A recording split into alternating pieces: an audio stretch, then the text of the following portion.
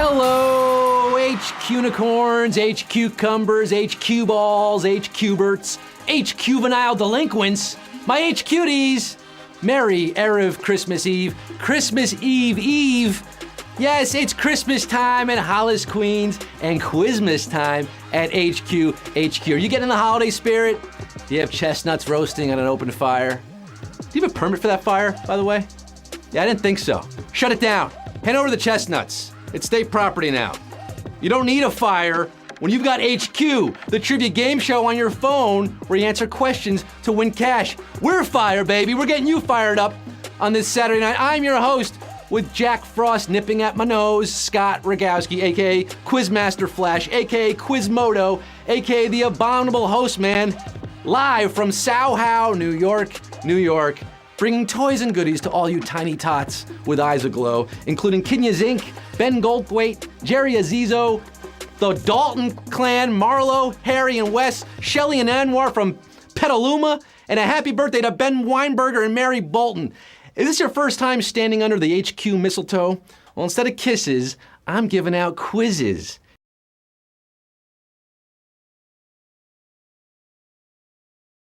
Question, tap your answer. If you get it right, you move on to the next round. Answer all questions correctly. You win or split tonight's prize. And tonight's cash prize is 1,500 dashers, 1,500 dancers, 1,500 donners, $1,500. With that kind of cash, you could buy 150 Blu-rays of the Ben Affleck Charlize Theron thriller Reindeer Games. Talk about a stocking stuffer. I think I'd rather have a lump of coal. I hear those savage sleigh bells jingling and ring-ting-tingling too. Come on, it's lovely weather for a sleigh ride together with HQ.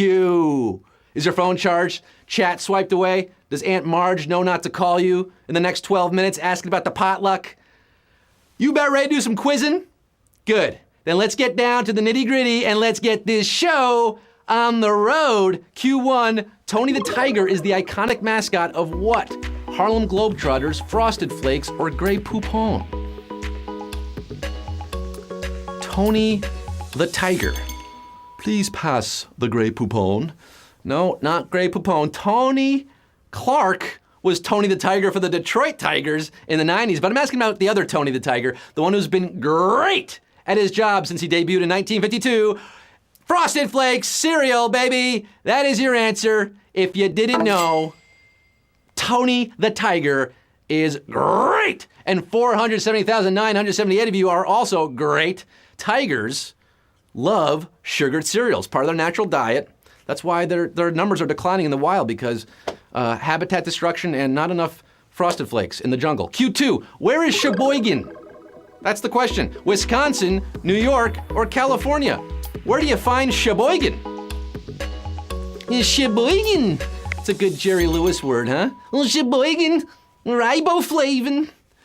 Sheboygan, I hope that we meet again. It's the birthplace of Jackie Mason, a city of 50,000 located on the western shore of Lake Michigan, about 50 miles north of Milwaukee and 64 miles south of Green Bay in Wisconsin. Wisconsin.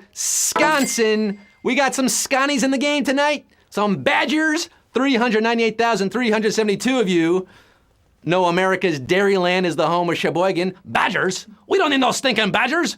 398,372 putting on their cheese heads for Q3. What will become the longest running Showtime show when it airs its 9th season next year? Shameless, Weeds, or Dexter?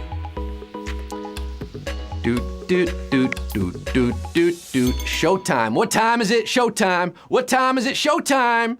Showtime, the cable network, premium cable network, has, it's had all these shows. Weeds, the only Showtime show with 100 plus episodes, but it ran for 8 seasons. I'm asking about the longest running. This show premiered in January 2011. It was picked up for a 9th season just this past November, starring William H. Macy as the deadbeat dad of the Gallagher clan.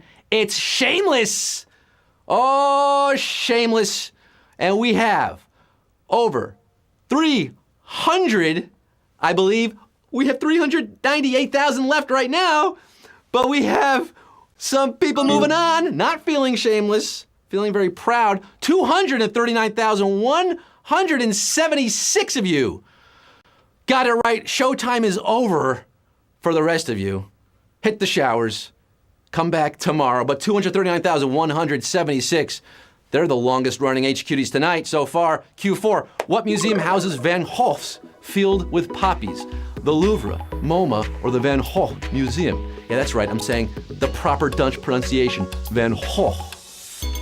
Van Gogh, not Van Gogh, Van Gogh. If you're, if you're from where he's from, where he grew up, how he pronounced it, it's Vincent van Gogh. And if I could bend your ear for a moment, I'll tell you about this museum. It's located in Amsterdam, the second most visited museum in the Netherlands, and the 31st most visited art museum in the world. It's fitting that Van Gogh's work would be in the Van Gogh Museum. Van Gogh, Van Gogh, okay, I'll say it, Vincent van Gogh. We're going to the Vincent van Gogh Museum. Field of Poppies, Field with Poppies, will be found there in the Museumplein in Amsterdam. Have you been there? I've been there.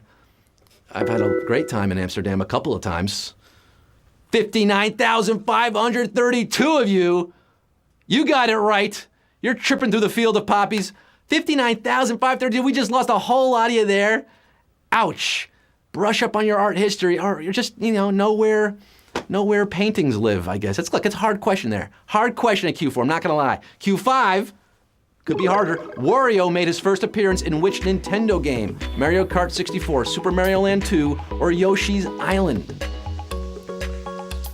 It's me, Wario. Wario, the bizarro Mario, the baddie, the big bad man. It's a portmanteau of Mario and the Japanese word for bad. So it fits in with like bad grandpa, bad moms, bad Santa, bad Mario. This was a Game Boy release from 1992. Wario is the final boss in the game, and that game was Super Mario Land 2, Part 2. 22,792. They're saving Princess Peach. But we just lost over 30,000 of you to the Wario himself, the Goombas, the Koopa Troopas. Q6, in 12 days of Christmas, what is given on the 8th day? Leaping lords, milking maids, or drumming drummers? The 12 days of Christmas, that old carol. Maybe you've sung it this weekend, getting in the holiday spirit, the Christmas mood. Well, it starts with a partridge in a pear tree, right? It ends up with 12 drummers drumming. What's in between? A whole lot of birds. I guess the person in the song is an ornithologist. But on the 8th day of Christmas, the true love gave to him 8 maids a milking. Milking maids is your answer. 12,381 are cleaning up tonight. A man needs a maid.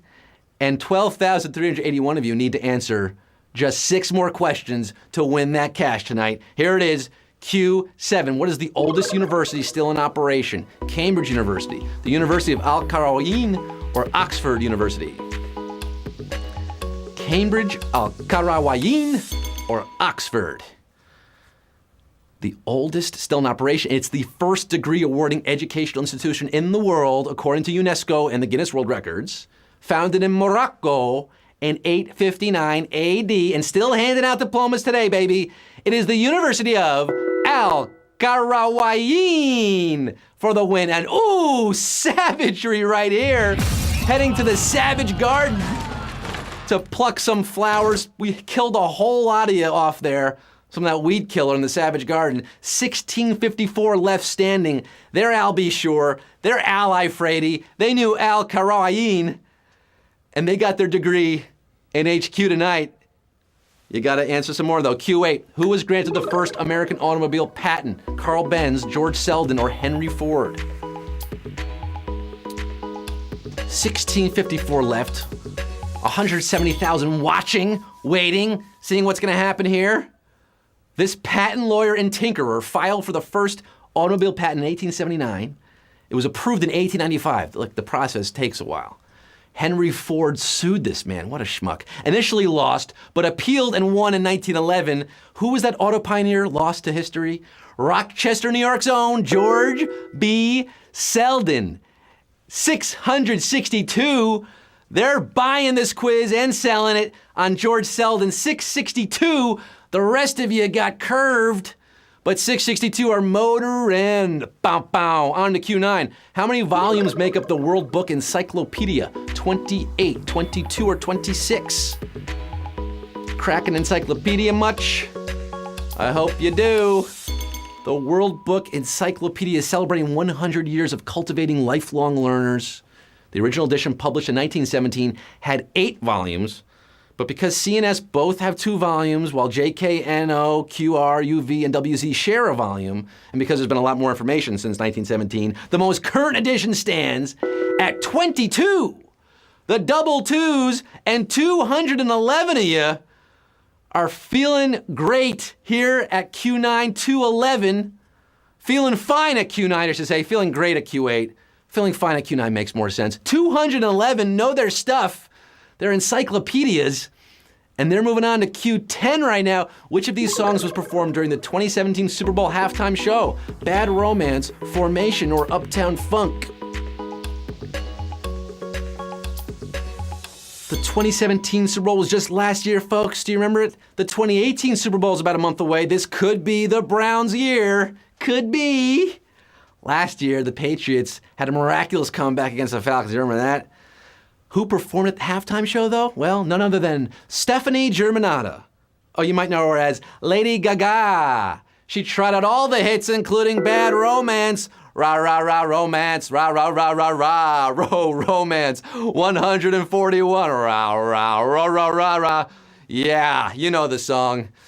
I barely know the song. 141 H-Cuties are feeling good about Bad Romance right now because they hit the penultimate question. This is it, Q11. What was the first successfully cloned animal? A sea urchin, a mouse, or a sheep? Rah, rah, rah, rah, rah, rah, Roma, Roma, Maria. Lady Gaga. Gotta love her. In 1996, Dolly the sheep was the first animal cloned from an adult somatic cell. But the history of cloning goes back a little further than that.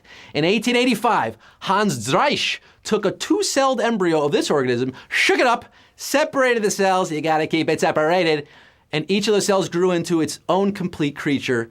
The next 100 years saw rabbits, frogs, mice be cloned, but a sea urchin was the very first in 1885, and we're down to 10. Savagery right here, just 10 H-Cuties remaining. We just sliced and diced a whole lot of you on that last one. You came so close. You wish you could clone yourself and answer the other question, right? You wish you had a clone to answer sea urchin, but you didn't. That technology does not exist.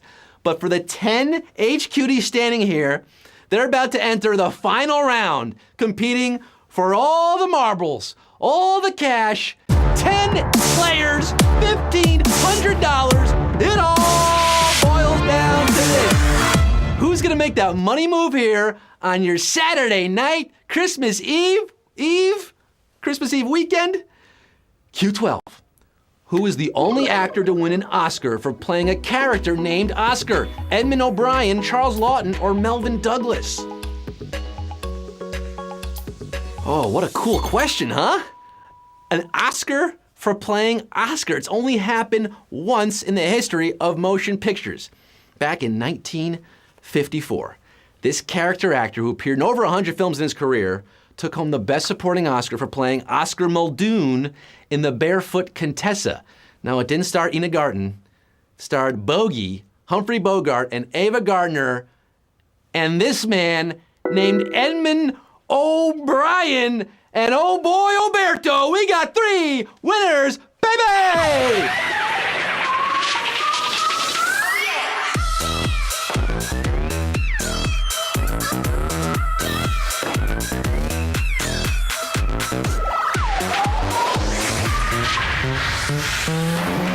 Oh, my Lanta! Oh, Doctor! Oh, Brian is your answer.